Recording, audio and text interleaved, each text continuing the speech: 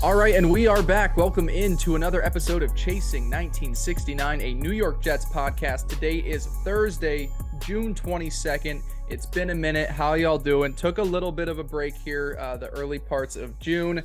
We had scheduled a week off that we were taking, and then we got time to record, and there wasn't a lot to discuss, so we thought we'd take a little bit of a break here, but we are back. Got a lot of fun stuff to talk about. Before we get to all of that, make sure to follow us on Twitter at NYJ_chasing69. Same as the YouTube. Teddy is at Teddy Huncho. I am at Spring Blake with 4 A's. Theodore, it's been a while. I miss you so much. We missed your birthday as well, too, but how happy belated, I guess. How are you doing? Yeah, well, thanks. Doing well, man. Freaking, yeah, we had to take a couple weeks off, which I don't think that missing 3 weeks in June killed us by any means or really made us miss any big news that we weren't able to react to. Nope. But yeah, man, been good. I just finished up grad school, which we were just talking about before we hopped on. Congratulations. So I'm really ready to, just be a full-time NFL analyst. No, I'm just There kidding. you go. Yeah. But yeah, feeling good. Teddy's done with school, so now he's just going to do the podcast once a week. So I'm going to quit my job. That's his only commitment. He's dedicated to the sport.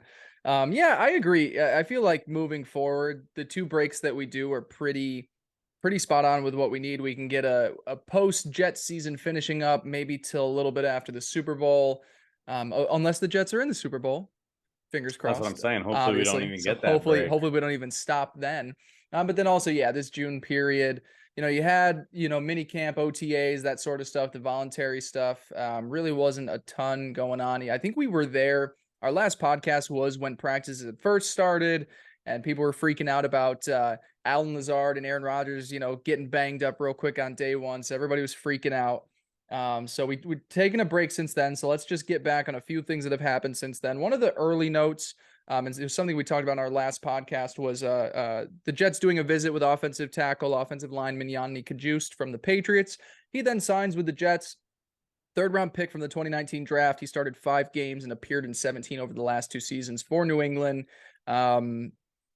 We talked about it last time. The Jets need depth, and they need depth at the tackle position because as we look ahead, and we're going to get into some fun stuff, taking a look at the Jets roster and how we stack up with some other elite teams in the AFC, one of those glaring weakness points or areas of concern is still the tackle position. So in comes another offensive lineman. He does have experience on the interior, but probably is going to be more depth there behind Dwayne and Mekhi and even Max Mitchell and Ben Warren as well too, came in from Pitt in the draft a few months ago. So thoughts on the signing, thoughts on the need and where the is there any, are you sauced up about Yodney Cajuste, Teddy Pristash?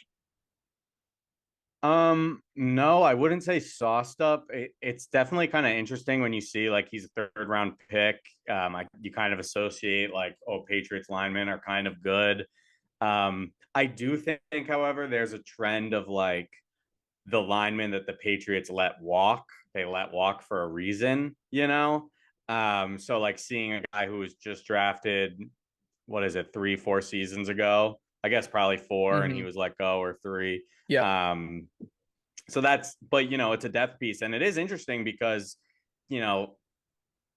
pretty quickly they were able to kind of build up that depth, with just a couple like quick signings with Billy Turner and Cajuste and these guys. So it will be interesting to see kind of like who ends up getting cut, where everyone's going to land, who's actually going to stay on this team. Yeah. Because I do think we're kind of reaching that point where it's like, all right, we got a lot of guys. A lot who's going to stick here to really be those backups. But that's the approach you got to take, right? Bunch of dart throws. Yep. Especially at the position where Dwayne Brown is 39 and entering the end of his career. And you've got a concern here with Mekhi as well, too, who wants to be playing left tackle. Just hates us. Hates the Jets. He wants to be left tackle. I've seen stuff even as recently. I saw it on Twitter a few days ago. I'm not sure who put it out, but they were like, don't be surprised if Mekhi's not starting. And my head didn't go to the fact of like he'd be sitting on the bench, but almost that he might even just be traded away and taken off of the team. Kind of like in a way that Elijah Moore was this past season, off season, where, it's a little bit of a headache. It's not helping the team accomplish maybe their goals here. It's providing a little bit of a distraction where you're not a Sauce Gardner necessarily. Sure, he's a very talented player when he's at his best, but, he's not like a marquee name here. He's not a Quinnen Williams. So maybe it had my head thinking like, would they even try and just get rid of it? Maybe if you can get a mid-round pick or whatever, back to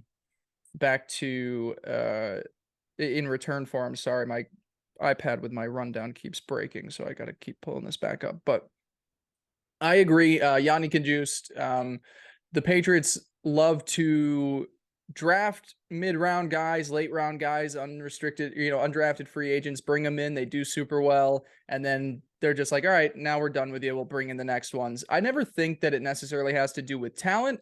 I just think it has to come down to finances, and I don't know what they're paying him. It's not like the Jets had to break the bank to bring in Yodney Cajuste, but I'm sure he's got enough talent in there where hopefully worst case scenario, you need him out there for a little bit. It's another guy to have, and competition coming this spring at the tackle position is going to bring out the best two along that offensive line. Robert Saleh has said that again and again. We are going to put the best 5 guys out there. So if you got Billy Turner who wants to get out there, you got Yodney Cajuste that wants to be out there, 2 guys that have had starting experience over the last few years. It's going to be a challenge to Mekhi as well too to get out there. So to me, is he going to be, the star right tackle all next season? No, but he's going to provide a lot of competition this summer to hopefully get the best out of the rest of the guys in that room. Yeah, and he signed 1 year, $1 million. So exactly, nothing, pretty not low in the bank. Exactly. Yeah.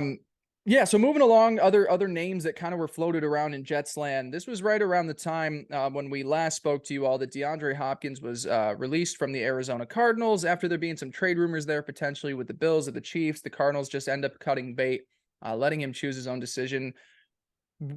Word's been pretty quiet on the street in regards to the Jets and their connections with the former All-Pro, 3-time All-Pro wide receiver. Saleh, when asked about their current wide receiver group, when asked about DeAndre Hopkins, says he loves their current wide receiver group. So really wasn't giving like a hint of like, yeah, we're looking to add in another guy to the room. Yeah, he said no, Yeah, exactly. And like so they were like, are you interested? No. that gets pretty clear there. Yeah. That's as clear as day, essentially. And DeAndre Hopkins, I don't ever want to say that I'm a DeAndre Hopkins hater. He's one of the better wide receivers to play in this game over the last decade. But over the last few years, you haven't gotten the production out of him that you had, and injuries play a role into that as well too. But just a comparison, he's 31. He appeared in only 19 games over the last 2 seasons with about 1,300 yards and 11 touchdowns. Now that's in the last 2 seasons combined. For comparison, he averaged 1,250 yards and 8 touchdowns in each of his first 8 seasons in the league. So he was a guy that obviously the availability plays a huge role into that as well too. The numbers are going to dip down if you're not on the field, but hasn't been what he was when he first started and had a great start to his career in Houston. So thoughts on Saleh being so adamant and not bringing in Hopkins, and thoughts on Hopkins as a player as well too. And would you really want to see him in here in New York? Yeah, it definitely was something that caught my eye. We've definitely had the discussion about the wide receiver room a ton on this podcast over the last few months. And I've been on notes saying, like, while I think the room is solid, I definitely think there's 1, a lower floor than a lot of fans want to admit, and 2, just, there's like room where a guy like DeAndre Hopkins could really be that piece that just like solidifies it. My take on Hopkins, I mean, I think injuries has been the biggest thing for him. Like when he has played and been out there, he's been pretty awesome. And even if it's not like, oh, I'm the best receiver in the NFL, like I used to be, he can at least be, like a very productive player who's better than other receivers if he's on the field. So I like from that perspective, I was definitely like, okay, they're not interested. Like I maybe would have expected them to be with like this all-in mentality. But then again, when you step back, like the first thing I thought of was, okay, well, we were in on OBJ. How come we're not in on DeAndre Hopkins? But then you think about the money side of things, and it's like, how much money do you really have to go around still? We're still waiting the Quinnen restructure or extension. We're still awaiting the Aaron Rodgers restructure. Then you throw on like Odell signed a $15 million contract that the Jets didn't want to pay. Yep. What's D-Hop going to sign? If he signs a 1-2 year deal, yeah, like you got to think he's going to be getting paid more than $15 million. So I think like the idea of the Jets adding someone like that, obviously they showed with OBJ that could be an avenue that they would take. But I think where it's different is like DeAndre Hopkins could still probably demand more money than that, and they're just not in the place to be able to put that kind of money forward. So I think it's just an easy, hey, we got our guys. We're not going to be able to afford them anyway. Don't even think about it. Yeah, that the money obviously makes a lot of sense. I'd also say I think even during the time when the OBJ rumors were floating around, I don't believe they had brought in Alan Lazard yet as well too. So that also plays a huge role. I think the rumors at I least were think we before. did. You There already was the had Lazard? whole there was the whole because that was our first signing was Lazard or one of the first, and there was the whole like I mean we had the meetings and all. I mean I could be wrong, but I think we did. I think the I thought the biggest difference Lazard there.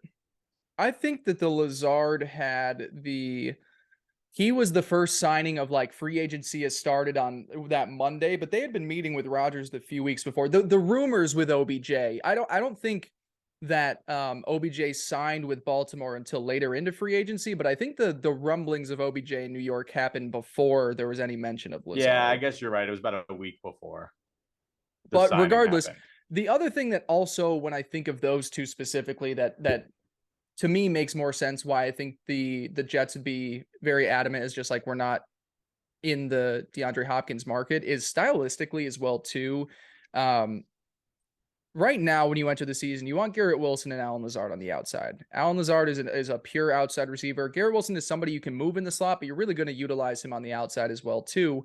He is a little bit interchangeable, but with Odell, he has really turned himself into a slot wide receiver, which is where I think the Jets then turned in the cheaper option of Mecole Hardman and even Randall Cobb to a certain extent, albeit an older guy at this point.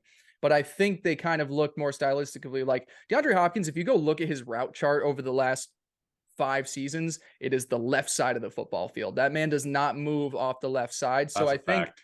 you have a little bit more diversity in your receiver room with OBJ, whereas Hopkins, then you're like, okay, if we have Hopkins and Lazard on the outside, and I don't think you're sending Lazard to the bench. You just paid him a lot of money and he's been with your quarterback over the last few seasons. So then is Garrett Wilson just your slot guy? There's a lot more that you have to tinker with. Whereas I feel like Odell, they were like, okay, he's not the star wide receiver. He's going to come in here, run the middle of the field, be in some sub packages there as well too. And I don't know. I just think stylistically is the other part, but the money definitely makes the most sense. We don't know what Hopkins is going to sign for. And the market is going to be super interesting because most teams at this point, their caps are fucked. Like, I don't know how they're going to make it work. It's probably going to be a huge signing bonus to make things work, but that is definitely a huge part there as well too, where it's like we're working on a Quinnen extension. We don't have enough money as it already is. Wide receiver, we're set enough at. We're probably just not going to be in on you. Yeah. And I think what you're saying too about like the fit is exactly in line with the money thing where it's just like if you had signed OBJ, it's really not that hard to be like, okay, this is a guy who's going to play like 30, 40, 50% of snaps, Yep. not like a super high percentage. Whereas if you go out and sign DeAndre Hopkins and he's healthy, he's expected to be out there on the field. Yeah. So yeah, just the Jets have done a lot at receiver. So it does feel like this would kind of just be like, I think it's a move a contender would make, but it's just Yeah. kind of like it doesn't fit at the moment. Well, and that's where you look at the teams that are interested in him. Well, actually, you know what? That's so interesting because beforehand the interest was the Chiefs and the Bills, but now it almost looks like he's only visited really with the Patriots and the Titans, who I was surprised by. They're two teams that want to be contending and definitely lack, Yeah. playmakers. But it's not like a Cincinnati and a lot of these teams are already set at wide receiver. I would say, and we're going to talk about the Chiefs later. They're definitely not set at receiver. But you're right. It is a move that a contender or a team that is trying to win is going to make. Yeah, I definitely did think it was interesting. The Chiefs and Bills stuff seems like it's just like money driven, like he would want more than they'd want to give. Yeah. But it depends on how serious he is, I guess, about that. I really think I mean, obviously I don't want to see him in New England, but it also wouldn't Yeah. like extremely scare me just like to give them that one guy. And I think the fit with him in Tennessee is like just waiting right there. Like they got nobody other than Treylon Burks. See, and I don't want that. See, that's the move I don't want. And that's the Oh move to me. Like yeah, he can that's so he funny. can get the big money. Blake's And wearing his Colts Colts hat right now, Colts hat, and I'm drinking some Stella literally Blue and cold figuratively. brew out of Are my you? Wow, my mug here. Yeah, I'm on a terrible sleep schedule, so I'm staying caffeinated till like 8 p.m. nowadays. that's pretty odd. So hot. I don't want him in Tennessee. I think Tennessee, but there's the same situations where it's like a middle of the pack team that probably should be pushing for the playoffs. New England, because they're always going to be in that 500 range. Why not try and get above? Tennessee's probably looking at like the AFC South. Yeah, we got to worry about the Jags, but the Colts and Texans are, rebuilding young quarterbacks. So Tennessee's like, well, let's just try and boost it up there. But I would think if Hopkins wants to play on a contending team, I would want to take the less money with the Bills and the Chiefs. And then Yeah, after that contract, let Tennessee give me a 5-year big deal, something like that. But obviously if Tennessee or New England comes with big money, he's probably going to end up taking one of those two yeah, deals. And they that's seem where to be the most interested. it does. I mean, now we're getting, now we're just doing NFL talk, We're but having, we're having a big talk. it does seem like Tennessee, if he signs to Tennessee, you know, they're trying to get rid of Tannehill, whether that's going to be this year or next year. They're all in on 1 year. They are like, this Right. year, we got to Yeah. make it work because Tannehill's contract, you're done after this season. And so I don't really view them as a Super Bowl contender this year, and so it's like, okay, let's say he signs a 2-year deal with them. It's like that you're only doing that for the money because you're going to have a year with Tannehill where you're going to be the only guy along with Treylon Burks, probably not super productive. And then the next year, it's like, who knows what's going to happen? It's just, God, all this stuff's so interesting. It's so good to talk football. That was, we always we always finish up these pods and we're like, it's so great talking sports and football this time of the year. Yeah. Like I love being able to have this for an hour a week to just dive into. We really could do an entire separate show on just the NFL as a whole. Yeah, for Which, sure. early teaser, I have convinced a young Benjamin Pace to do a sports betting podcast with me that I'm very excited about to do this Really? fall. That's Very awesome. excited. He That's is awesome. he is so much of a better gambler than I am, and he's just Really? like, he's so in He's on always it. taking the random stuff, which is I Oh, feel and like he's with and he's sharps too. he's so good at it. Yeah, yeah. He That's gives me. hilarious. We're gonna be football based, Gamble but like responsibly. he'll text me like a WNBA game. You got to take the under, and then it hits by like 50 points. I'm like, Yeah. how the fuck are you I picking up on yeah. this? Now Those we're are like the just better ones though, the leagues with less attention. I oh mean, yeah, like the Vegas isn't as tapped into the market. yeah. Now we're just getting into beyond NFL talks. We're talking about Benjamin Pace, but just early teaser for that. If you're looking for a sports betting Yeah. podcast, and you don't hear I'll be enough of me listening. each week. So Teddy, DeAndre Hopkins, the Jets are not in on, but the Jets do seem to potentially be in on free agent running back Dalvin Cook, who was cut from the Vikings a couple weeks back. Dalvin was set to make $14 million there.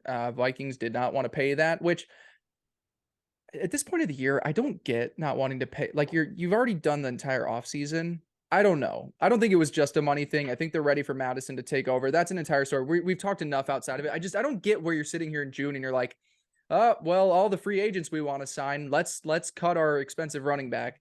I don't know. That seems weird to me. But Dalvin Cook and the Jets seem to be making a lot of sense. There's some dots connected there. I don't know what Salah's exact words were, Teddy, if you have that by any chance, but he definitely seemed to be more interested than he was with Hopkins. And, Yeah. when you take a look at this Jets running back room, it makes obvious sense because we are not sure when Bryce Hall is going to be back to full strength. And we have not seen enough from anybody else in the room to think that they can do just fine without him. Bryce was the engine that made the Jets offense hum for the first half of the season last year. And albeit it's going to be a little bit different now with a much better passing game, but with an aging quarterback and a shaky offensive line, you still need to have a balanced offense. And it was something that Rodgers leaned heavily on in Green Bay the last few years. When Aaron Jones and A.J. Dillon and Jamal Williams were all humming at the same time, that gave him so much more room to work in the passing game. So when you're bringing that part of the Nathaniel Hackett offense into New York, run game is so important to make Rodgers' life easier. So give me your thoughts on Cook as a running back. Give me your thoughts on his availability and sense with the Jets. And where do you land on him potentially coming into New York? Yeah, this is one that like definitely intrigued me right away. Because you think about this game and exactly what you just said, like this running back room. I think even let's assume Brees Hall is 100% ready to go. Like I still think you are lacking something, and maybe Michael Carter and Bam Knight and this new kid Izzy can all like be what they've kind of shown flashes of at times. But I also think like there was a lot of times last year after Bryce went down where they had that opportunity to really take control, and outside of the like 1.5 games from Bam where he really went off, like it just didn't happen, you know.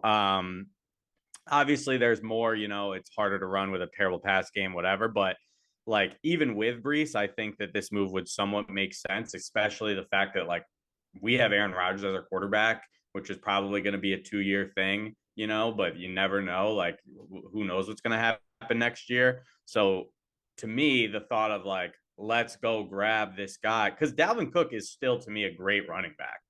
Like, he still Fantastic. passes the eye test. Yeah. He's still head and shoulders better than a lot of other guys that you're going to put out there.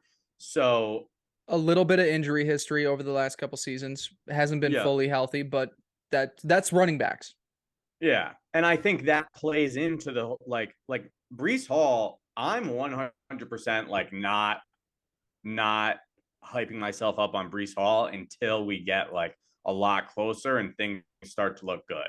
Like I know Salah was saying he hopefully he'll be ready for week 1, whatever, like maybe I think he said that, not training camp. But it's like even if he is out there week 1, you would expect it a few weeks to get his feet under him. These things take time, and as much as you want to say like, oh, this guy's just going to be back, it probably will take a month into the season, month and a half into the season. So to me, like this makes a lot of sense. I think you also look at the Nathaniel Hackett hire, and you look at the things they were running in those MVP years with Aaron Rodgers and the amount of I'm trying to remember the name of the formation, but just like basically having 2 running backs like out there with AJ Dillon and Aaron Jones both, and it's like run that with Breece Hall and Dalvin Cook. So to me, it's like, sure, you can look at this Jets running room and say, we have Breece, we have Michael Carter, we have a couple other guys we believe in, like we don't need it. But to me, again, this is the type of move that a contender makes where it's like, we want to have an embarrassment of riches. We want to be over the top. And I forgot what I was going to say. It shores up the running back room. That is not a guarantee. It'd be one thing if we saw that, if Breece Hall didn't tear his ACL last year, you'd be like, okay, well, yeah, it's an embarrassment of riches, but Breece is still our number 1 guy. There is not a 100% certainty, like you were saying, that we are maybe not even this season. ACL injuries can sometimes be a 2-year thing where you see a guy that I think of, J.K. Dobbins, and we saw some really strong performances of him at the end of last season, but it was another one of those things where it was like, wasn't ready to play yet. He finally got out there, and it took a month to really get going. And now you would expect this second year that it's going to be a lot better. But there is that chance. We have to be, we can be cautiously optimistic that by the middle of the season, Breece will be back to being Breece. But it is one of those things where we could be sitting there in December and being like, man, thank God we signed Dalvin Cook, because Breece just isn't there yet physically. And if Breece has to be RB2 for a season so we can preserve him in the long run, fucking sign me up for that too, because that's the thing. You don't want to rush Breece out there. Yes, the Jets are in a Super Bowl window and they want to make the most of it. But if he is that prized possession and he was as good as he was in helping out that offense in the way he did last year, like he had such a great season that you have a lot of expectations beyond next year, beyond the Aaron Rodgers era for him. So yeah, let's lessen the load for him. Let's bring in some other guys there. And to your point, outside of Bam being, beast mode for a game and a half, everything else kind of was meh. Bringing in Dalvin Cook, the fit with the offense, you're dead on. It's not even just the fact of having 2 guys out there at the same time, but it's 2 guys that are good running the ball and good catching the ball. They both can do both, and that creates a headache. If you have just a power back and a receiving back out there at the same time, you know what they're doing. But when you can switch it up and you can have both of them out there, and then Dalvin's going out for a pass, or Breece is like, you can mix things up and make life so much more difficult for a defense. So I'm totally with you. The Dalvin Cook signing is an important one if they can get it done. Let me ask you, unless you have anything else you want to talk about the player, where do you land financially on committing to a running back at this point? Yeah. Well, that's where I wanted to talk and move to next. But I mean, we just talked about DeAndre Hopkins and how that really wouldn't make sense because even though he's like a veteran, older player, he's still that top tier guy, and you're going to have to give him a lot of money. Whereas Dalvin Cook, I think it's just kind of one of those things like, I don't want to pay him over the top. I don't want to like go crazy. But again, this is the type of move that I think like shores up the running back room for a contending Jets team, that wants to win a Super Bowl this year.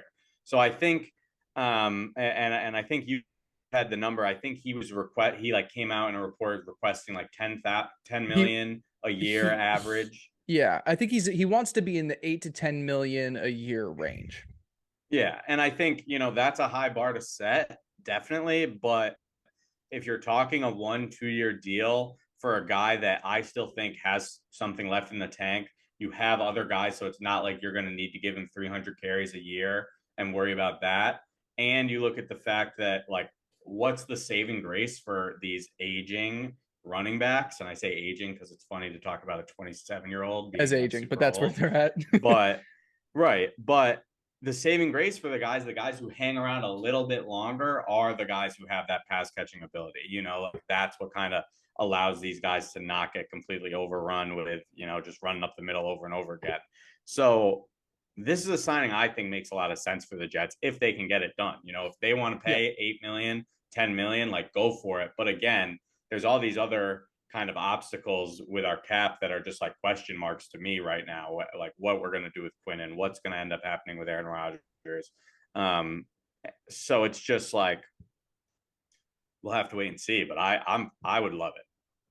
I would too. I also think that, like you said, if you're committing to that too, you can throw him the Joe Douglas special where maybe you're getting that 10 million a year guaranteed, but it's just a 1-and-1 where it's like you've got the option. It's maybe the second year Yeah. isn't guaranteed. You can kind of like Dalvin Do you wants. think Dalvin Cook would accept that?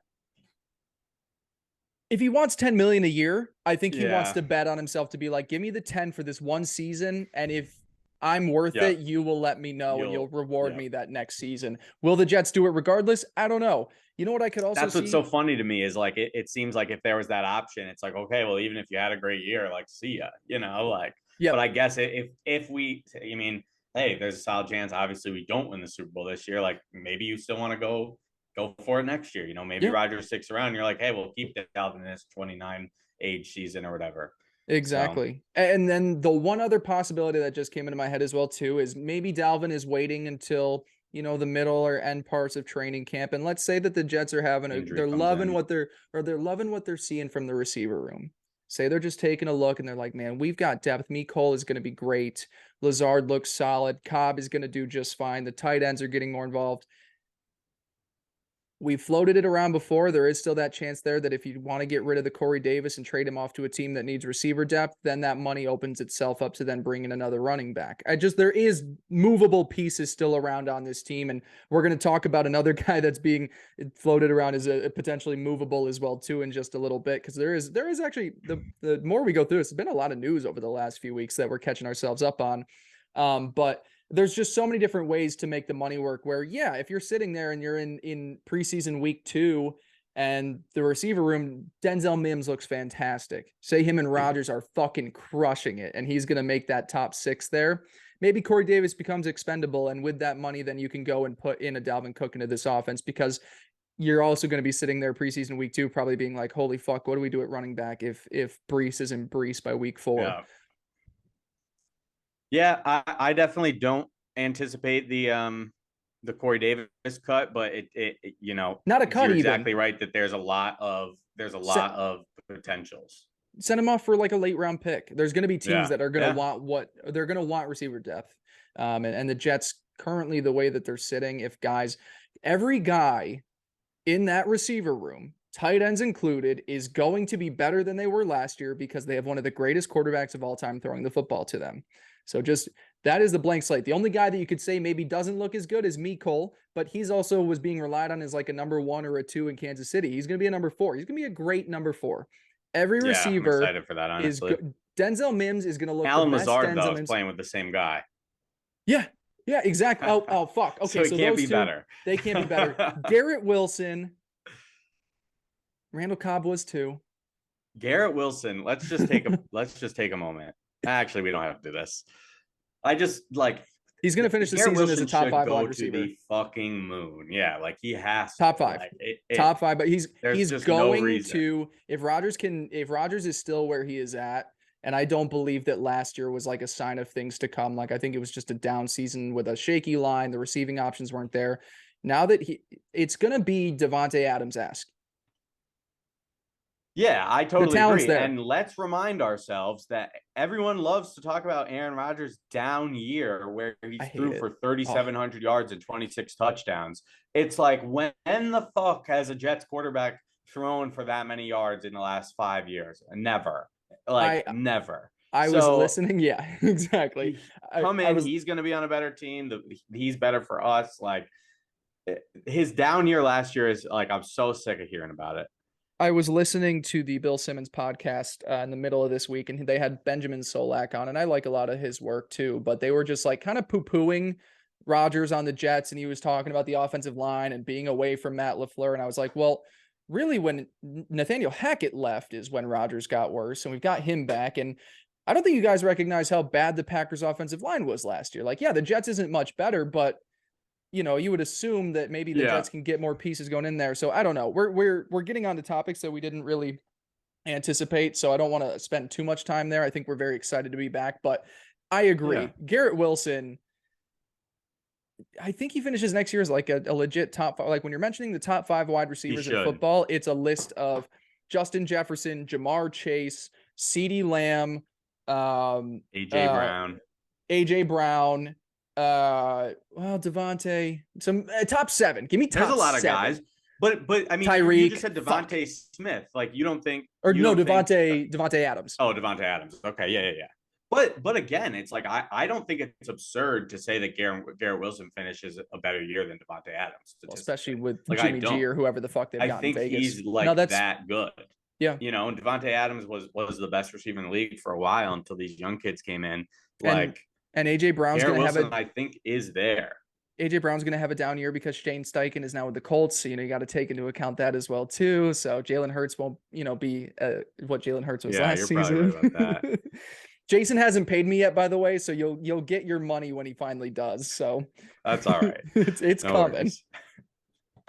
For everyone listening, I believe in Jalen Hurts, not Blake.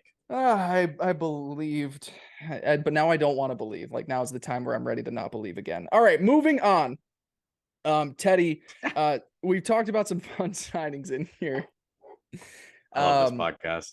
The one bummer to come out over the last few weeks, stuff that was a real downer. Chuck Clark suffers what appears to be a torn ACL. Anticipates being out for the season. He was traded in for a 7th-round pick in the offseason. And really up to that point was just like what you could count on was him being on the field. This is really one of those things where he played just about every game, every season throughout his career. And here we are sitting in June and new team, expanded opportunity for him. He was going to fill that starting box safety role for the Jets. So like this was a step up for him in his career. Super devastating to get injured and have your season end before it even starts. The Jets then turned to former Packer and Chicago Bear safety Adrian Amos, who kind of in the same way is always available. He's not, I think, maybe the most talented, and he did have a down season this past year in Green Bay, but he's versatile. He'll fill the box role. He can play free, but he started 122 games for the Packers and Bears since 2015, 66 straight starts for the Packers since 2019. He was a free agent here in June, so obviously he wasn't a prized possession, but he's somebody that kind of like Clark, it was like, let's just get another safety in here and see what we can do.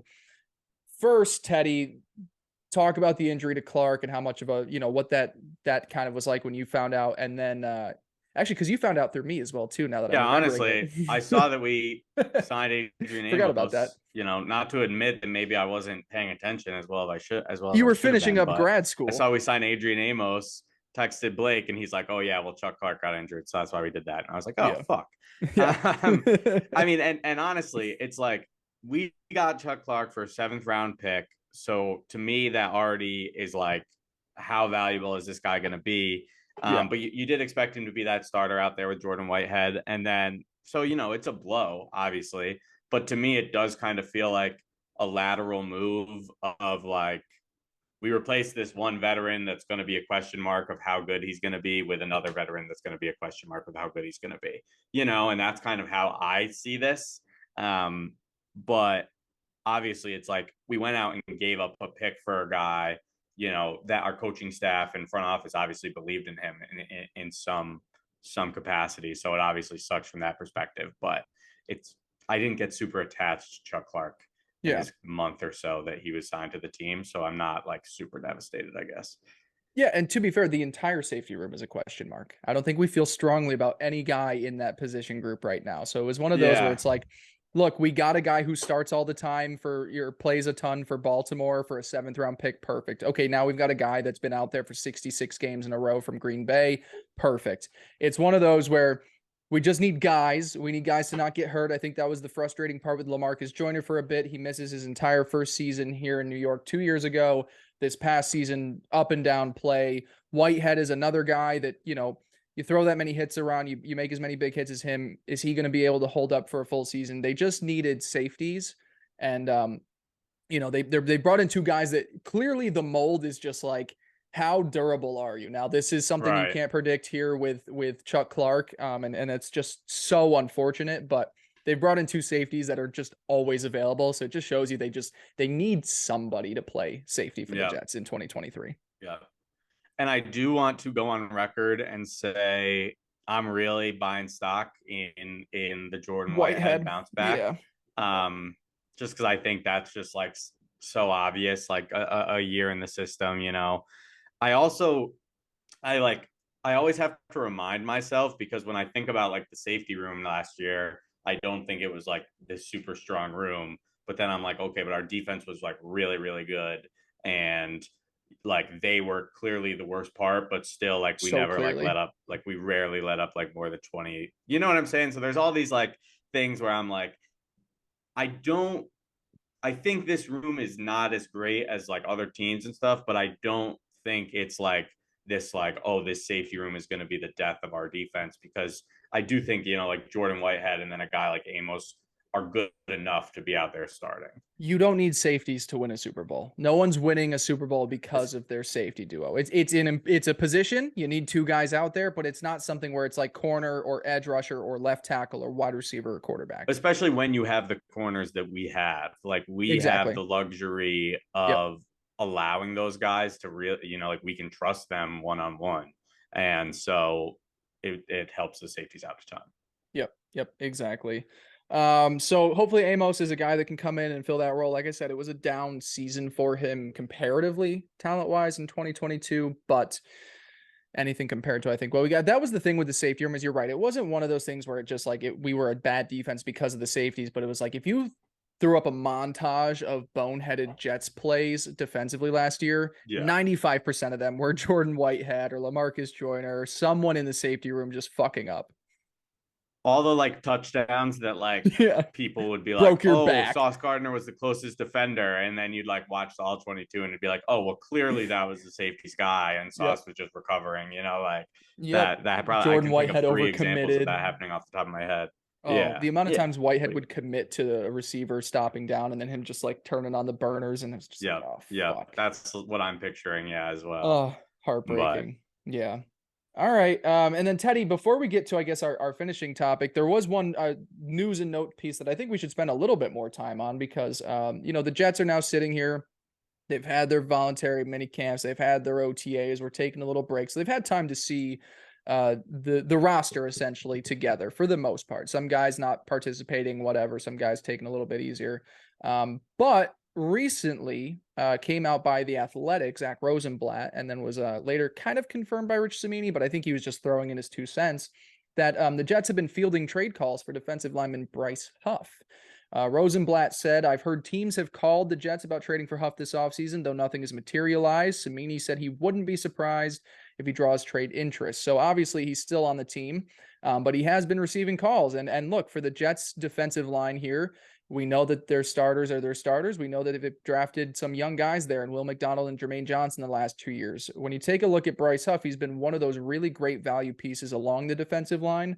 If you take a look at the numbers, He was a healthy scratch the first 3 games of this past season, and he only played 20% of the defensive snaps, which in the grand scheme of things, the high end of edge rushers or defensive linemen in this scheme really don't hover all that high at all. So 20% is a low number, but there's a lot of edge rushers that are still in that range there. I mean, I think He the ceiling is Quinnen at like 59%, honestly. exactly. Yep. Or maybe That Lawson was was out there a little bit more than that. yeah. But I know that like seeing that 20%, I'm happy you brought that up because that was like the first thing I thought of when like to do when this news came out. When I think back to his season, I'm like, yeah, he had a pretty good year, whatever. But then you look at the numbers and I was a little shocked. I think he was out there almost 40% in 2021. And obviously, the Jets added talent at that position. You got Carl Lawson back, so you didn't really need him out there as much.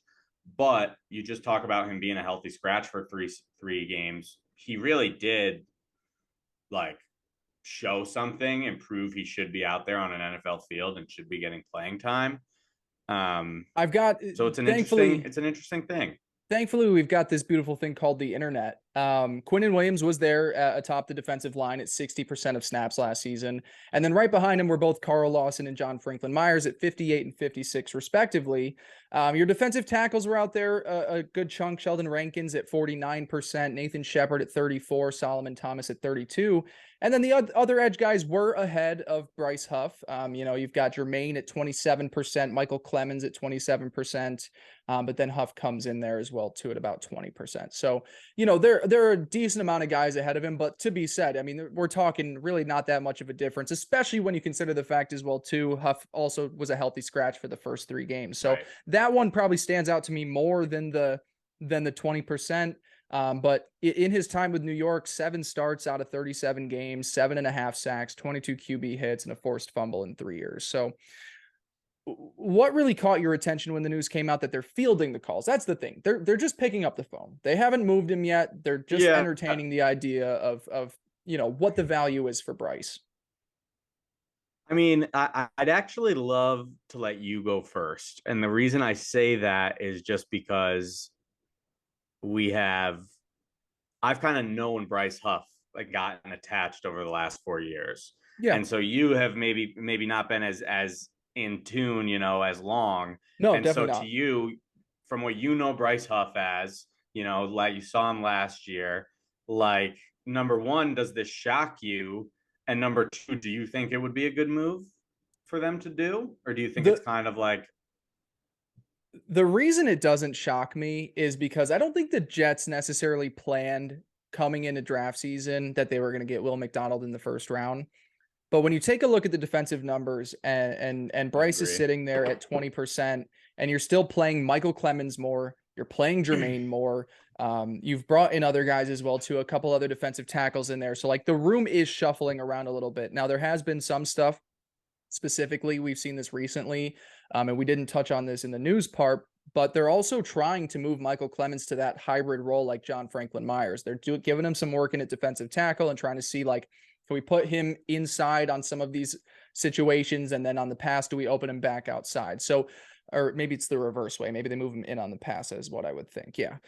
So they are looking to tinker with this defensive line a lot and try and get the best guys out there as often as they can. So it looks like Will McDonald, this to me is what it is Will McDonald is probably showing off that he's going to have some high-end pass rushing abilities. And I think we've seen he's more of a project first-round pick, but where his specialty is going to be pass rushing, freaky athletic, super long. Yeah, he's a little bit on the smaller side, but he's going to be in there on passing situations. When I see that Clemens is doing some work inside and I see that they're entertaining calls for Bryce Huff, that tells me they might have got something better than they expected here in Will McDonald, especially in his first season. So I think it's not an embarrassment of riches because it's not like they're sitting out there with J.J. Watt and Jadeveon Clowney, and it's like, oh, well, we've got our 2 guys there. But in a room as deep as it is and as many guys as they want to employ, it tells me they have to be confident about some of the other guys where Huff now just becomes the odd man out. Now, I haven't been around for a few years, so what's your kind of attachment or, what is your opinion on his contributions to the Jets the last few years? Well, yeah, I think everything you said is really smart, and it obviously comes from that place of kind of like a level head who hasn't built the attachment. I think the thing with Huff is this is now his 4th year in the league, I believe. And Jets fans have really noticed, that despite being I'm blanking if he was undrafted or just a later round guy, but he's one of those guys where he's really shown up when he's been on the field, and you kind of see him flash on the screen. And last year, those first 3 games where it was like, yo, where's Bryce Huff, like healthy scratch? And then once they start getting him out here, you see him make plays. It's like, hey, let's get this guy out there. What are we doing? So I definitely think the overall Jets fan reaction to this news has been like, don't trade him, like, why would you want to trade him? And I do definitely like understand that side of things, because he's a guy who's, I think a lot of Jets fans view this as like, oh, he could be out there and be our starting guy, which just isn't going to happen with the draft picks that we've had the last 2 years, with taking 2 edge rushers in the first round and having Carl Lawson. But I think that's kind of how Jets fans view him, as like, oh, this is a guy who can be an elite player, where really he could probably be a good player, but it's nothing more than that. And you pair that with, it's like, okay, he's going into his 4th year. So after this year, you need to decide if you're going to pay him. And then you look around at your room, you're moving Clemens inside to try to get some more opportunities for, Jermaine Johnson and Will McDonald to work in. And JFM can move back and forth, and Clemens can move back and forth. And it's like, all of a sudden, it's like, okay, even if we do really like Bryce Huff, he's probably not going to be around after this year. Let's go get some. If teams are interested and other teams are saying, hey, I know this hasn't been a starting player for you guys, but we see the talent and you can capitalize on that, I think that's like a no-brainer to me. Especially, I hate to lose that depth, because I think he's a good player, and I think, like the room could use him. But I think there's like, in an ideal world, you're going to have Carl Lawson out there a lot, and Jermaine Johnson's going to take a step, and you're going to see Will McDonald be awesome. So it's like, do we really need another guy to go along with all these other rotational pieces? So I see where the Jets fans are coming, but I definitely side more with you, where like rationally, I think this would make sense if you can get value. Now, if you're just going to trade him for a 6th-round pick, keep him, have a better defense, but if you can actually get something for him, I say, unless you're going to trade him later in the season, I wouldn't trade him now for like a 6th-round pick or something like that. Is there like a certain round that you'd be like, right now, if I'm like, I mean, maybe like a 4th round, okay, good. 3rd or 4th round pick, I'd be like, fuck it, why not? Compensatory picks get thrown in there. Teams might be willing to throw a little bit extra in there as well for it. Throw in one of those extra picks that they get. Yeah, I think we often forget as well too that these guys that are entertaining the trades and looking at the players, they're with the team every fucking day.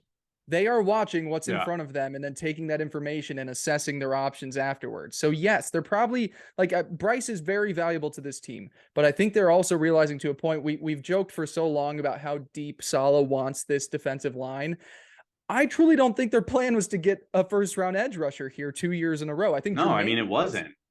Jermaine certainly was. They were trying like hell to come back into that 1st round for a while to get him, and they ended up doing it. But Will McDonald kind of just fell onto their laps because positionally they ran out of other options at other positions. So it's the price of they have too many guys now. Like the percentages, but are you going to just redshirt your 1st-round pick the entire season? No, you want him out there. Jermaine is going to demand more opportunities because he's another year better, hopefully. Carl's not going anywhere. John Franklin's going to move in and out just like Clemens. So yeah, I think they just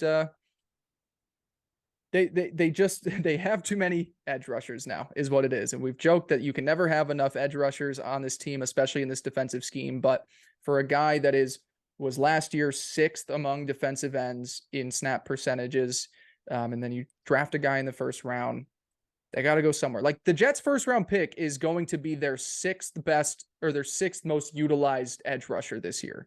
Their 1st-round pick. So like we got to understand at some point that, we can't keep everybody around. And you're right, for the value, if it's there, that would be a disappointment if that was true. If he was our 6th utilized edge rusher. Well, but then I'm still including John Franklin Myers, I'm still including Michael Clemens as well too, snap percentage wise, because certain percentage snaps are going to be in the defensive Yeah, tackle, but I you've see got what you're saying because Lawson, Will McDonald's JFM, gonna be that situational guy, especially in his first fifth year. most, fifth most, But sorry, fifth I most. will push back. Yeah, I will push back that I think like the ideal in my mind is having JFM playing inside more with Quinnen, and then you have Lawson and Will McDonald and Jermaine Johnson like really as your three guys. Like On I would rather see Will McDonald demand those plays, you know, but JFM, obviously and we need to yeah, see it play eventually out. this is one of those things where the first round picks hopefully push John Franklin Myers out of a role, but John Franklin Myers is only an edge rusher in those, or he's only a defensive tackle on those passing situations. You know, first and second down, it's going to be Quinnen and Quentin, which is going to be a real headache for me throughout this season, just going between the two defensive tackles. Like Yeah, that's funny. you're going to have the two big And then we fuckers got in there. Quincy. Yeah, yep, a lot of cues. But you're gonna have the big fuckers out there in those early down situations where JFM right now slated to start in on the outside, and then you move him in. And look, we're in the NFL now where a lot of early down situations are also passing, so maybe you don't have the big fuckers out there as much. You'll always have Quinnen, but yeah, you're right. You want to start to see Franklin more on the inside in those passing situations to give opportunities to McDonald. So I What do was you wrong. think about let's just change the defensive tackle position to just BF, big fuckers. Big fuckers. I Big like beefy that. fuckers. The big The fuckers. big fuckers in the Yeah, middle. that's Yep. funny. Big fuckers in the middle. Well, especially now you take a look at a guy like Will McDonald. We can call him defensive lineman altogether, but Will McDonald is not Quentin Jefferson. Those are two different human beings. Will McDonald is a fucking paper thin boy compared to Quentin Jefferson. Quentin Jefferson is an Yeah, no, that's definitely true. he is That's definitely, so but big.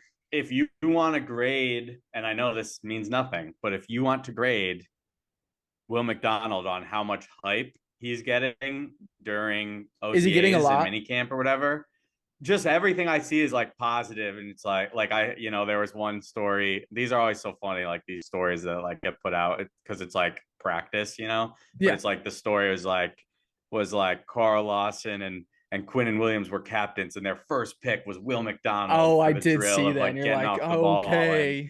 and then you like, yeah, there's all these things about how quick he is off the ball, which like, you know, it really means nothing, but gets me hyped up.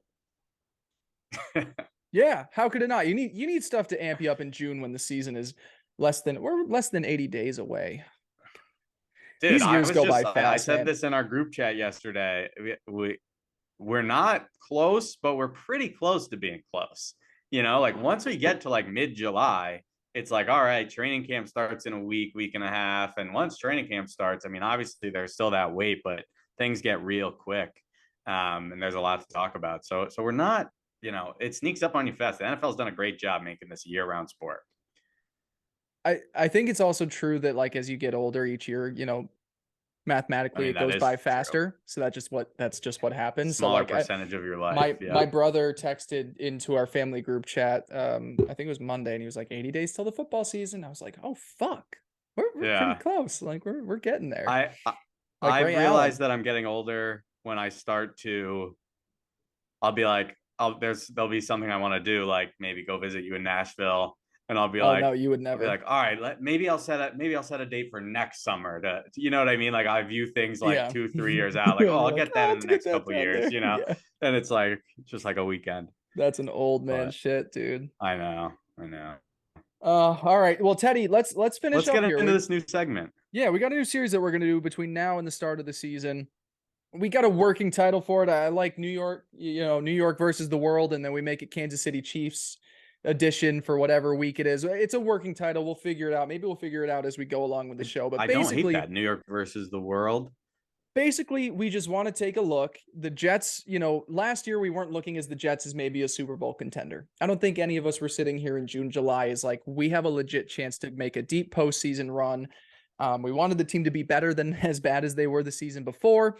So we are going to be sitting here now with the Jets' legitimate chance to make a run at the AFC title. So we're going to spend each week until we run out of teams that we think really are viable options and just see where we stack up against the rest of the conference. We can throw in some NFC teams, but I really think for the most part, it's the AFC because that's the gauntlet to get through.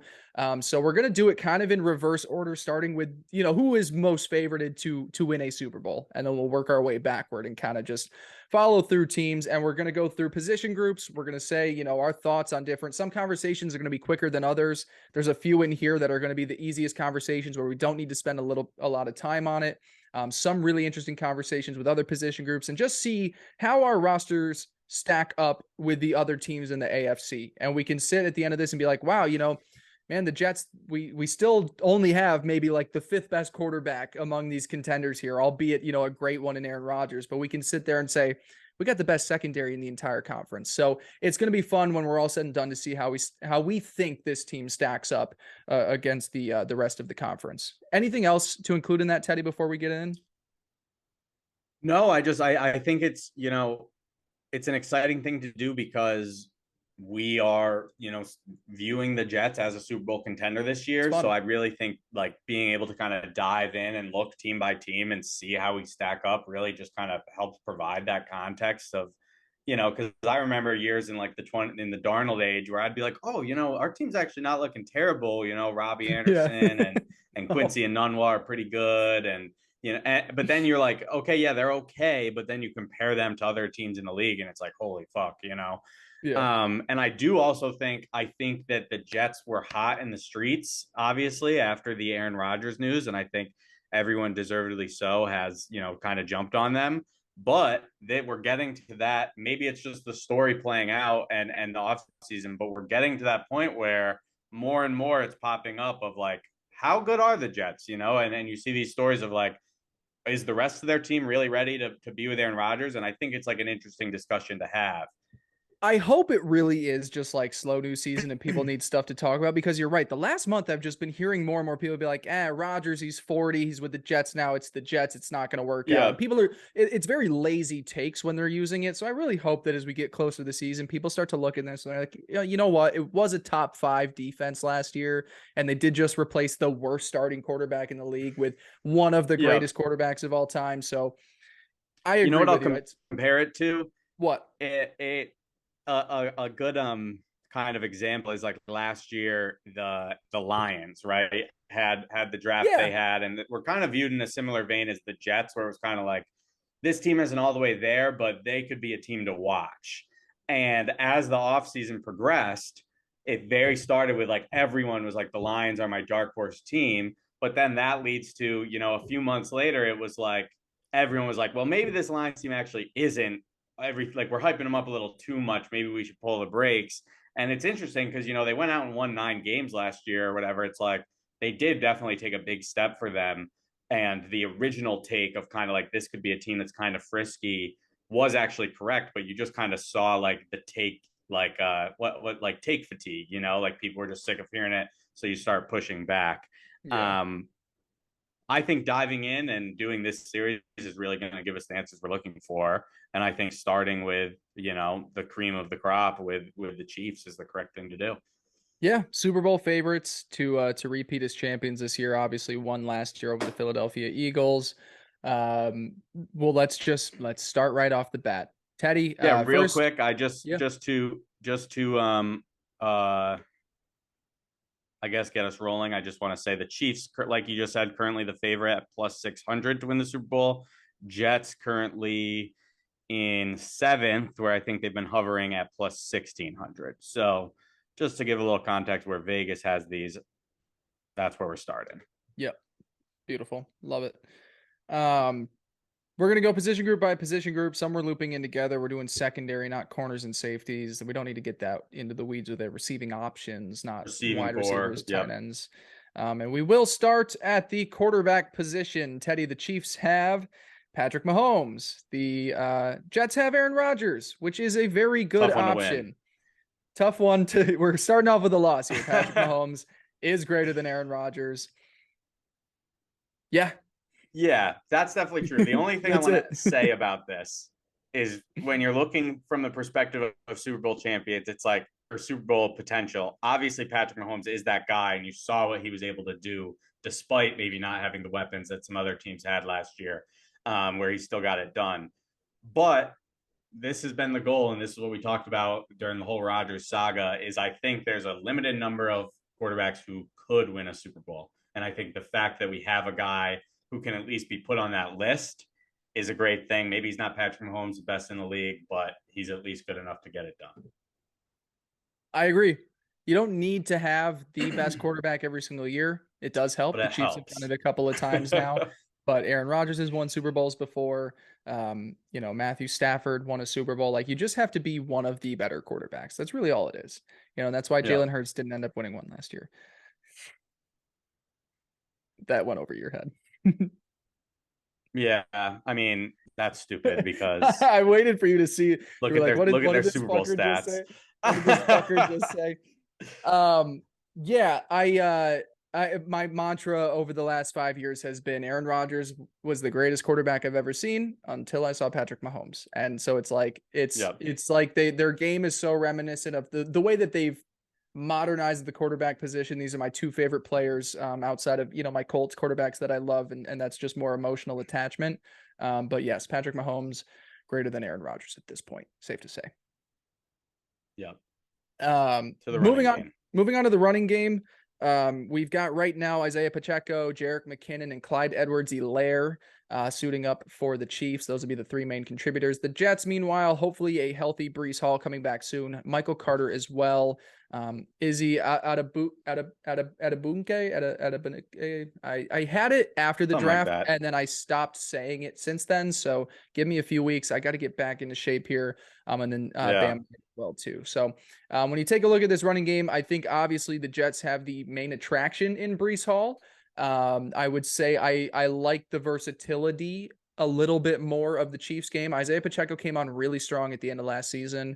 Jerick McKinnon is always a guy that's kind of bounced around as a valuable role running back. And Clyde, man, Clyde just didn't work out. He's a player. In Kansas City. He just didn't work out. Where do you stand if you had to sit and take a look and say this running back room is greater than this running back room? Where do you lean? Yeah, I mean, if you're looking with a healthy Brees, it's an easy Jets win. I mean, how many times has a talking point for the Chiefs been that their running game, isn't good enough, or they just kind of ignore it. You take Brees out, it's obviously a lot closer. I honestly think it's like kind of pretty similar, where you have like Pacheco, McKinnon, and Clyde are all guys who can do something, and I kind of think the same with like Michael Carter. And Bam, and then hopefully Izzy the rookie. But, I think these are pretty equal in that if you take Brees out for the Jets, you're not really confident in either group.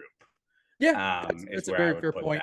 I'm going to push back a little. I like Pacheco. I thought the way he finished the season, as you saw the Chiefs kind of utilize him more and more, his run in the playoffs, he was really solid for them. He's not the biggest guy in the world, but his receiving skills are really helpful for that offense as well too. If we weren't taking Brees into consideration, I honestly would pick the Chiefs just because I think they have the top guy in Pacheco. And I just trust Jerick, I guess, a little bit more than some of the other guys. Like I loved Michael Carter after his rookie season, and last year was a huge disappointment in what he was able to do. It was fine as an RB2, but then when the role expansion came, it didn't really pan out the way I was hoping it would. It was so efficient as rookie season, but I am taking into consideration that we've got Bryce Hall playing for the majority of the season, and he's the top guy. He's one of the better running backs in all of football. We saw it in just a small sample size, so I lean Jets here as well. Yeah, I'm in line with you. This next one's going to be really interesting. We're going to talk receiving core, and that's wide receivers and tight ends. I'm just going to list off the top options. For the Kansas City Chiefs, obviously Travis Kelce, who is on his way to finishing a career as one of the greatest, if not the greatest tight end of all time, at least pass catching perspective. So you got Travis Kelce, Kadarius Toney, former first round pick, who is now there after being traded from the Giants in the middle of last season. Sky Moore, second or third round pick for the Chiefs last year, mid-round pick. They also have in Marquez Valdez-Scantling, former Packers wide receiver, who was with them last year as well too. Now for the New York Jets, obviously the main guy out there, Garrett Wilson, but you've also got Allen Lazard, Corey Davis. I'm throwing in Tyler Conklin, I guess, is my four, unless you have another four that you'd like to argue for. I went Conklin over Mecole. That's where I landed. I don't know if you have another four. Yeah, I think that's fine. the next guy for the Jets would be Mecole, and for the Chiefs would be rookie Rashee Rice, who people are excited about. I guess you just need to see what happens on the field. Um, to me, I mean, I'll talk about Conklin. You just said you were unsure about Conklin. I think Conklin's awesome. I think he is a really good receiving threat. And I think he's going to have a pretty good year, especially with Rodgers. Um, if you're just looking at the receiver room, the Jets run away with this in a landslide. I think that obviously adding a guy like Travis Kelce to the Chiefs, he's like top, I don't know, 5 receiving option in the league, right? Like, if not Easily. higher, he's Easily. that dude. Um, but I do definitely think, like, you look at the Chiefs, and what's been so awesome about the Chiefs is because of Patrick Mahomes and how good Kelsey is. They've just been kind of able to get it done even without having other like great receivers. I'm a big Tony believer. I think he's going to have like a pretty good year, but He is. to me, like when you look at Garrett Wilson, who I think hopefully should be up there as a top receiving option, Kelsey, and then the consistency that I think we're going to have with Lazard and Davis and Conklin. And then you throw in a Mecole Hardman, who I think, without the pressure of being that top guy, like you put Mecole back on the Chiefs and people He's could a argue he's their second best option. You know what I mean? Whereas you put him on the Jets and he's clearly, the fourth or fifth best option. So to me, like the consistency that you're going to get out of these vets with Lazard and Davis, and then you mix that with kind of like the what's the word I'm looking for? Like the kind of like tricky stuff with Mecole, and then a consistent guy in Conklin. I honestly think this goes to the Jets. You sold me on the consistency part of it. I don't trust Sky Moore yet. Marquez Valdez-Scantling disappeared for more than half of the season last year. And Tony, albeit came out really strong, and I do expect, I'm with you as well, too. He's a very talented receiver. He's dealt with injuries. He's been very inconsistent. So I think they've got the best option in Travis Kelce, but even with bad quarterback play, we've seen Corey Davis perform when needed. No, it wasn't a top wide receiver, but third down Corey Davis, that was what we were saying all last season. Garrett Wilson was very strong with poor quarterback play. And I don't think that I think we're still underestimating, I think, Tyler Conklin and the value that he can bring if fully healthy to this passing game as well, too. So I was really 50-50 on the fence with this, and I was just going to lean and take Kelce because of the best guy. But who can I trust outside of Kelce? Tony, hopefully. Sky Moore didn't see enough. Valdez-Scantling, I don't know what last year was. I was so high on Valdez-Scantling to the Chiefs. I was like, he's going to be the guy that stretches the field, and the numbers were just very underwhelming. Yeah, to be honest, what I see with those guys, and they had Juju last year too, and I think all of them ended up with like less than 600 receiving yards or like less than 700, like something like that, where basically it was just like Kelsey and then spread it around to everyone. Like to me, all of those guys, and again, I believe in the Tony kind of breakout but at least based on what it was last year, it was like they all kind of underperformed of like being that number 2 option, but were good enough to just be there for Patrick Mahomes. I think he doesn't really care, and he can make it work with under the radar guys. So like I think Marquez Valdez-Scantling is a good wide receiver. I think he like did what he needed to do last year, but again, you put all the pieces together, and I still think the Jets get that. All right, you got me. You talked me into it. I'm gonna go Jets here for the receiving core. To Love it. me, this next one is another one pretty easy. Offensive line for the Kansas City Chiefs. Tackle position, Donovan Smith coming over from the Tampa Bay Buccaneers. They've got Joe Tooney via New England there at guard. Creed Humphrey, probably the best center in all of football. Trey Smith at right guard. And then Jawan Taylor, a late trade right before the draft, or maybe it was on draft day, Jacksonville Jaguars tackle sent to Kansas City. So that's the starting 5 there for the Chiefs. The Jets, obviously, Dwayne Brown right now, Laken Tomlinson. I'm putting Tippmann in there at center. I think he's got the job when it's all said and done. AVT at right guard and Becton at right tackle. Teddy, tell me why I shouldn't take the Chiefs here and move on to defensive line. No, I guess you kind of have to. I mean, the Chiefs have been good on their line, and you look at like Creed Humphrey right next to Joe Tooney, and that's just like a solid, two guys to have. I think when you look at the Jets, you have AVT, who you believe in a lot, but then everyone else is some type of question mark. You know, you got Dwayne Brown, who was awesome last year, but is another year older. You have Lakin, who was supposed to be this great veteran signing, who underperformed extremely. Then you have a question mark at center, you know, either a rookie or kind of a middling vet. And then you have the question marks around Becton. So I don't think there is an argument for the Jets here. And I think this is one of the biggest kind of like swinging points for this Jets team. I mean, if this Jets offensive line can be average or above, that's a very big win. Whereas if they're going to be kind of on that 16, 17 and below best line in the league, that's where you do start to worry, because it's like you can have great options and you can have a great quarterback, but that offensive line play is so important, especially with getting the balance with the run game. I mean, the Chiefs have just shown time and time again that they can get it done. So they get the nod for now. I think they've got to me, that center guard is, I think, nothing else is popping in my head. I think the best in football.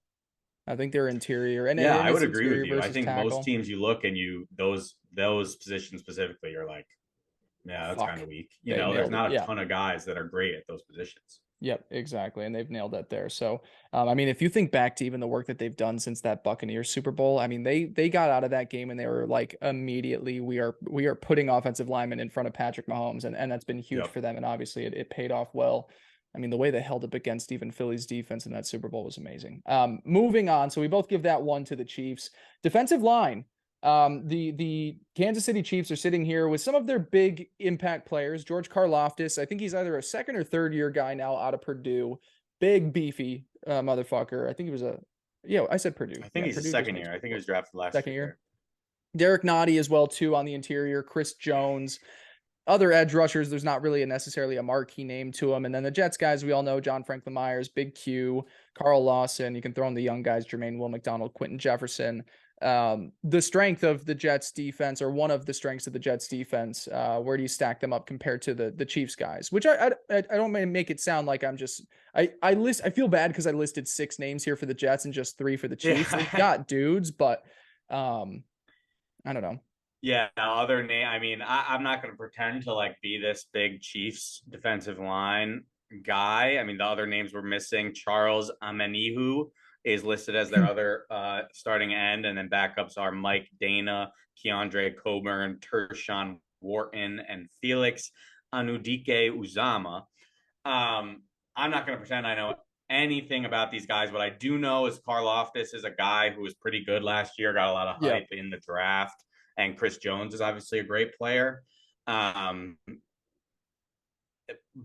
it to me, I mean, it's just not enough compared to what I think about this Jets defensive line. I really think that's a strength of this team, and especially like the rotational pieces we put behind it are, you know, our second and third guys are guys that I would trust to be out there pretty regularly. So I think this one goes to the Jets pretty easily.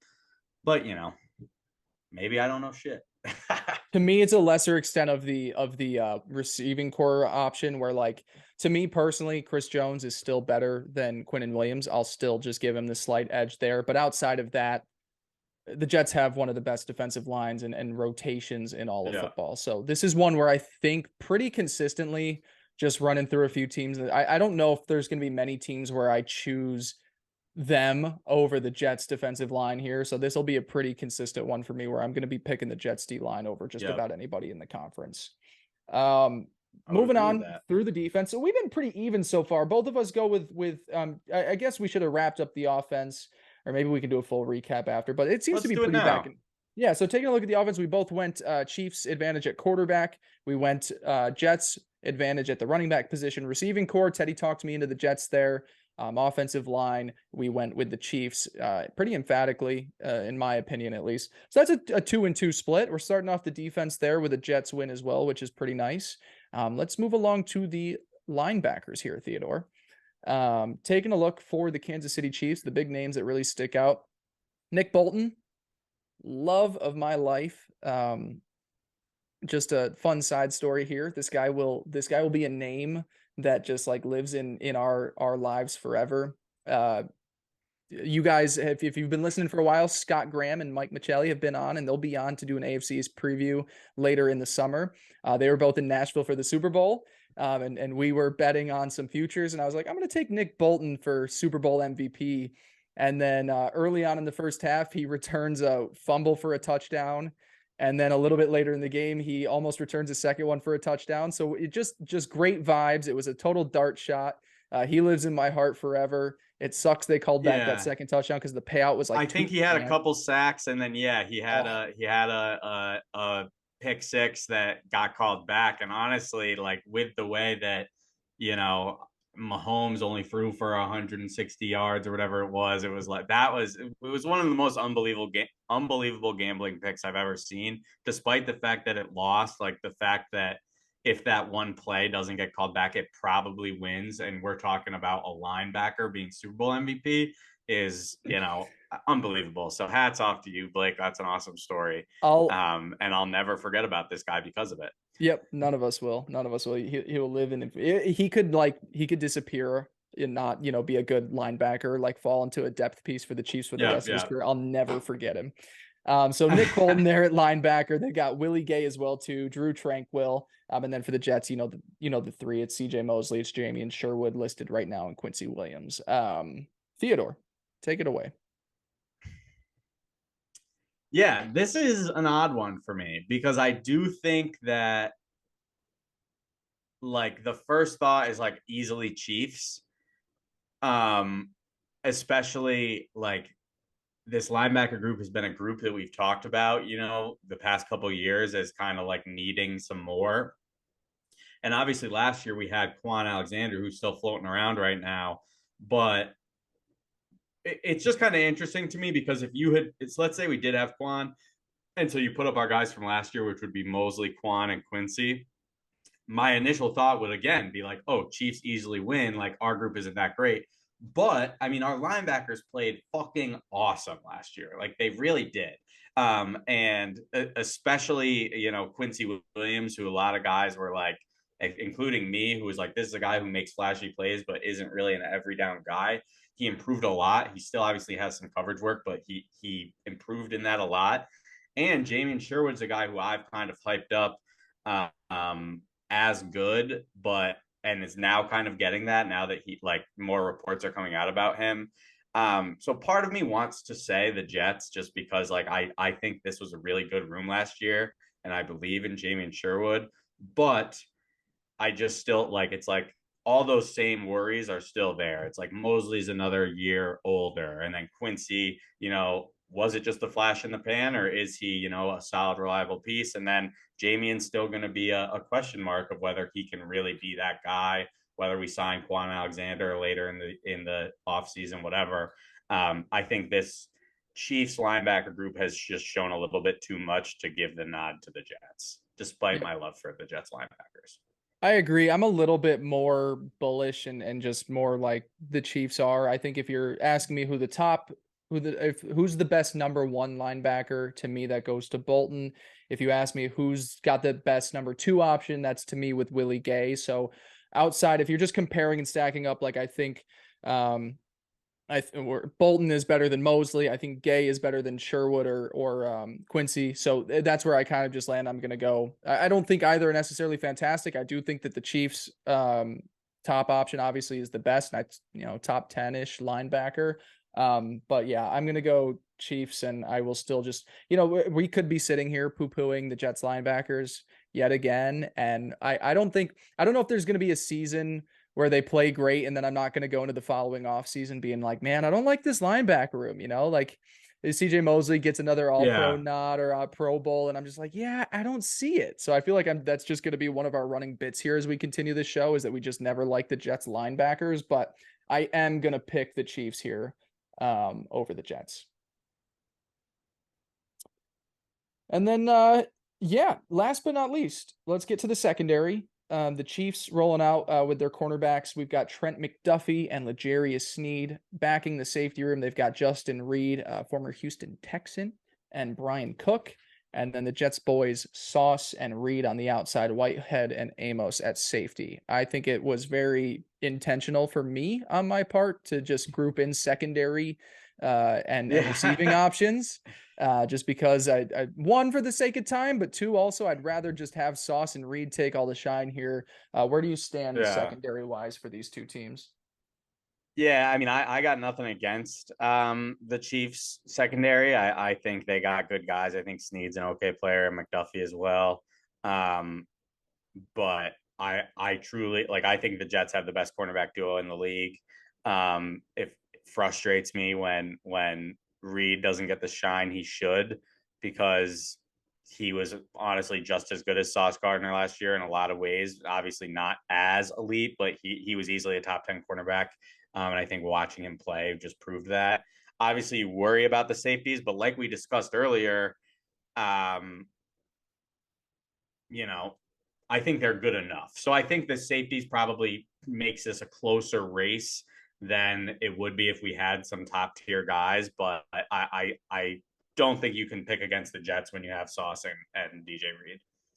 Yeah, this would be the one. I agree. There's going to be some teams that we go through when we look at secondary and we're like the safeties are really hurting the competitive advantage. I think of Buffalo secondary where I really love their safety play. The Chiefs don't have like a all pro safety back there. Justin Reed is solid, but they used to have Honey Badger, Tyrann Mathieu, who's no longer with the team. I think he's down in New Orleans now. So this isn't one of those where I'm like, well, the safeties are just clearly so much better that it makes it closer. You're dead on. Best cornerback duo in the league, in my opinion, and both of our opinions, and should be hopefully a lot of people's opinions by the end of this season. This to me was one of the easier ones to go with the Jets on. Yeah. So yeah, So funny enough, yeah. Go ahead. Where's your thoughts after doing this whole no, I project think here? we were just about to say the same thing, Yeah, because I think before we just talked through it, both of us kind of agreed that the Chiefs kind of beat the Jets when you're looking at overall roster. yeah. Um, but then you kind of look, and I mean, we were 2-2 in our offensive groups, and One on two and defense. one advantage to the Jets on defense. Um, so it's an interesting thing. I think it, you know, like I kind of said at the beginning of this, it's kind of come out that maybe this Jets team isn't as good as everyone's talking about, like without Aaron Rodgers, which I think is a fair thought. And when we sit here and analyze the defense, we say, hey, our linebackers don't look great, our safeties don't look great. Like there's all these room for improvements. But with that being said, like we said all that last year about this Jets defense, and they were a top 5 team defense. And I think they've gotten, if like they've at least held water, if not improved a little bit. Um, the offense is where it's like, yes, we were 2-2 with the Jets, but the Chiefs are probably going to be the best offense in the league. So I'll give them the nod there. I do Yeah, think the Chiefs probably have an overall better roster, and a lot of that is just the lift up of Patrick Mahomes. Because if you put a worse quarterback there, then the running back room and the receiving room you really start to worry you. So I do think the Chiefs are better than the Jets, but I do think it kind of shows like this Jets team can be right there, if things go their way. definitely. I think the biggest thing that stood out to me for when I was just even listening through our conversations with it is yes, I still think the Chiefs are the better team. And the reason that it really stuck out for me is there were two position groups in which we picked the Jets, but then I also said the Chiefs have the best player. Like we picked Yeah, the Jets for true. receivers, but Travis Kelce's the best one out of the bunch. We picked the Jets defensive line, to me, the best pure guy on both lines. And it's not that far away between him and Quinnen, but Chris Jones to me is better than Quinnen still. So that's where I was like, even though it was a lot closer, I'm still looking. I'm like, yeah, I still think the Chiefs. And when we do through this series, the Jets aren't going to have to beat every single one of these teams. It's not the way it works. We don't sit there with every team just sitting in front of you like it's the level of a video game.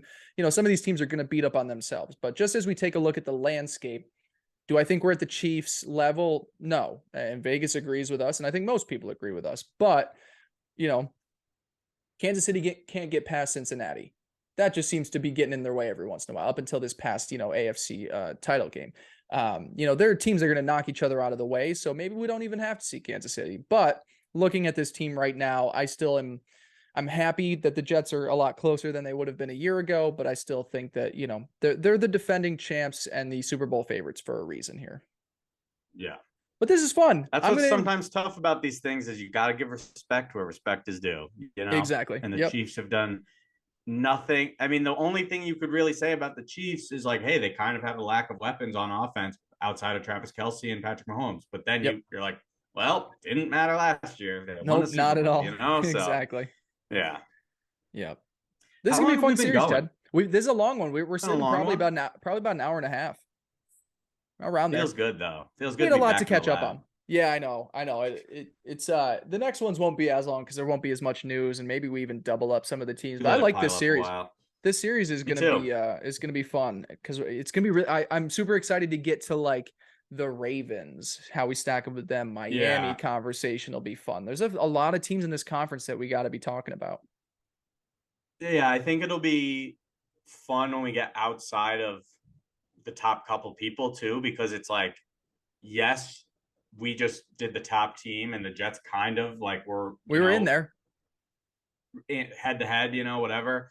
But I think what it's really going to show is like how many good teams there are in this AFC, you know, where it's like you're getting down to the 9th, 10th, 11th team. And it's like, wow, we're still like kind of at the top third of the league. Like what the hell's going on here? You know? So also, I think that'll be fun. Also gives us a nice chance to just throw out some takes on the rest of this conference and prove that, hey, we know some stuff outside of the, there's a team that we're going to get to in a few weeks that I'm just like so all in on for this season in terms of like futures place. I'm not going to say it yet. Say it off camera. I'm not teasing it yet. There's a team in the AFC that I am just like AFC team. Yeah. And honestly, it's probably not going to be that hard to figure out. I might've even already said them within the last 5 minutes. So there's an AFC team that I'm just like amped to bet on, to invest in financially, to be like, this team is going to go off in 2023. Is it the Chargers? No, man, I didn't even think about the Chargers. Come on, tell me who it is. Don't tease us. Baltimore Ravens. Okay. I'm like, I like that. I hate when people are down on Lamar. That like pisses me off so much. I am so in on their offense. I'm with that. I'll throw in this as an NFC team. I think that the Rams are going to outperform a lot, where I think a lot of people are viewing the Rams as going to be the worst in the league. And I think they're going to be an opportunity to, you know, take their win total, take their overs on yards and stuff like that. Matt Stafford healthy, that team is going to be just fine. I'm totally with you on that. At least middle of the pack. And Aaron Donald and Sean McVay didn't both come back to just tank for a year so they could get Caleb Williams. They're going to be pushing themselves, and the NFC is wide open. So I don't hate that at all. Ravens Super Bowl. You just heard it here, except for the Jets. Ravens, Jets, AFC Championship, Jets, Rams, Super Bowl. Okay, maybe not Rams Super Bowl. That's all I'm saying. That's all right. All right. Well, thank you guys so much for listening to us. Go on and on for almost 2 hours about the New York Jets. Make sure to follow us on Twitter at NYJ_chasing69. Same as the YouTube. Teddy at Teddy Huncho. I am at Spring Blake. We will talk to you next week. We will actually be back next week because we've got a lot of fun things to discuss as we get closer and closer to the NFL season. We appreciate you. We love you. And we'll talk to you next week. Peace.